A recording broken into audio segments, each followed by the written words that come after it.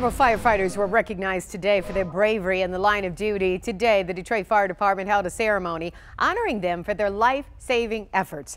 The Now Detroit's Nia Harden tells us about one act of heroism crews say they will never forget. One of the fires mentioned today happened here at this home behind me on McKay near the Davison Freeway back in December. You can see there's a makeshift memorial that's been created for the 2-year-old boy who died in this fire. Highland Park, Hamtramck, and Detroit firefighters were called to this scene. As I'm getting out and we're stretching line, he said, "My baby's right here in this window." Around 1 in the morning on December 7th, crews tried putting out a fire on McKay and Lockheed on Detroit's east side.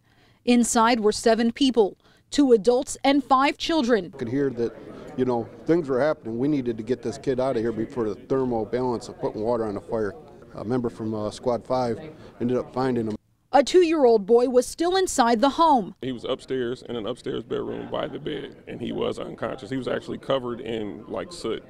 So I dug him out, and when I saw him, I didn't see any I saw a life sign, so that's why I ran and took him out. 2-year-old Kamari Taylor was taken to the hospital, but didn't make it. We take a lot of emotions with it, but it can't compare to the emotions of the family that lost that child.